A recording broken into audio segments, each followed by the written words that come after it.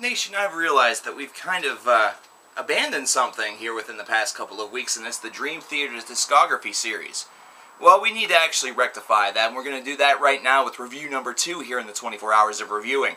I think after this I might take a little break and actually do something a little bit fun for you guys that I've had planned for a while, so stay tuned for that.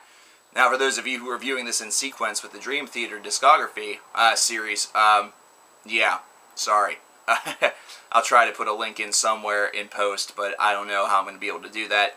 You'll probably be aware of whatever I've done at that point. We're going to be talking about Awake today, which is the 3rd album in the series, and after all of the momentum that Images and Words has really granted this band and gave this band really a very, very keynote difference from their debut, Awake really symbolized a real change for these guys. They needed to really build off of the momentum of Images and Words. They needed to continue on with their progress, and what actually happened with this album was an album that was filled with a lot of consistency and a lot of the 90s prog staples with some minor changes that I'm going to get to within this review.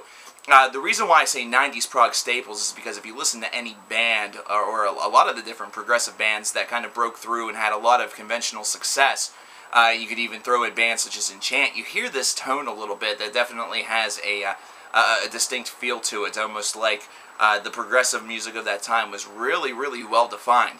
And it's mainly because this was really way before the moments where we had progressive as such a, term that was used to describe other elements of metal. This was right as Opeth was getting up and running. This was long before Between the Buried and Me, which I talked about in the last review, and things like that. So progressive music kind of had this twinge of you knew what it was. You knew that it was prog because of the tonal quality that it had, because of the sound that was kind of emanated from each subsequent album. Now, with Dream Theater, the largest difference between them and a lot of other prog bands of this era and of this time is the fact that they definitely had shades of being a lot heavier than that. There's a lot of virtuosic tendencies, which was a keystone of the prog genre usually. However, these guys, they were a band that really took it to that next level, and the very first thing that people are going to listen to and really note after hearing Images and Words, perhaps if they put Awake on directly after Images and Words, is the consistency of the very first couple of tracks on this album. 6 a.m., or 6 o'clock rather, Caught in a Web and Innocence Faded. There's really a nice little fade process there that really feels like these songs were really made and built to be back to back to back.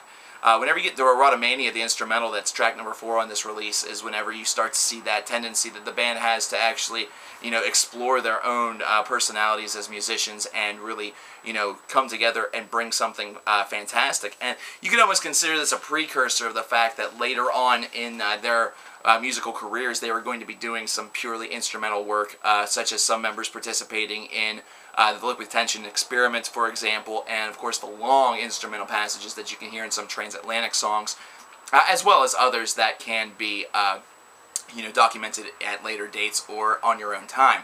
Whenever you get into the middle part of this album is whenever you really start to hear that 90s progressive tendency, and whenever you listen to a song such as The Silent Man, which is a slower paced, not even 4-minute long, acoustically driven song, I mean, you really start to see that there is a lot of variety on this album as well.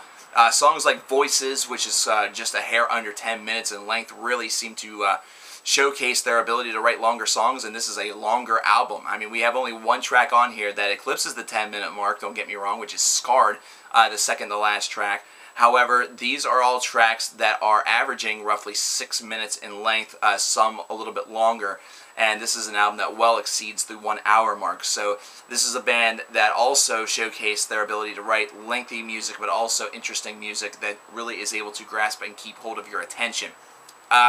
Some might agree. Some might argue that near the end of this record, it tends to slow down a little bit, or it tends to not really have that same grip. However, I'd have to really disagree. Lie's a really great track, and I really do enjoy Scarred, and of course, Space Dive Vest was a principal part of their live show for a long period of time, along with tracks such as the Itzy Jam. However, this is a track where you're going to see a lot of different live exploration, especially whenever you consider this era, especially a couple years after, whenever you get into the, a couple of their first live releases that were on DVD and CD subsequently. And the versions that you hear of these tracks live are fantastic. In some cases, they may actually exceed the originals, mainly because Dream Theater has that ability to kind of just well represent them, but also throw in the occasional surprise for the live crowd. They're a very, very crowd-pleasing band. They are definitely prone to jam. They are definitely prone to extension, and they have just such a significant talent pool within their ranks that they have that ability to really feed off of one another. And this is an album where there are a lot of moments where you can see where that feeding process could happen. You could easily hear it in Caught in a Web, for example. You could hear a drum fill here or there, or you could see something happening between the bridge and the chorus, and you can just see the opening of the possibilities and the opening of the explorations and the compositions that could be really taken on in a live show, in a live setting. But this is something where they do it only in specific locations, obviously. That's just one that I kind of noted would have been pretty cool.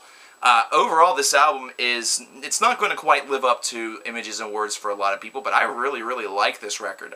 This is one that really signifies for me the 90s era of progressive music, especially those bands that really broke through and had a lot of momentum and actually were able to try to break through into the mainstream. Now, Dream Theater had, with their previous release, Images and Words, so they had a lot of backing going into this. However, this is an album that if you were already hooked on the prog sound, perhaps because of Images and Words, Awake was sure to really give you a great feeling about where this band was going. They just seem to be, implementing a lot more, and what we'll notice on the next two releases by these guys is that they are also not willing, or not unwilling, should I say, to take a couple of risks, to kind of go in a bit of a interesting musical direction and do some things that some people may not see coming. So stick around. I wouldn't call Awake my favorite Dream Theater release. That release is obvious. Would I call it second place? I probably wouldn't.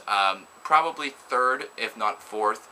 But this is a solid record, and one that fans of progressive specific music, I think, would really, really like a lot more than perhaps a guy who's just into shredding and wants to hear John Petrucci do, 10 bajillion notes a minute. So this is one to check out.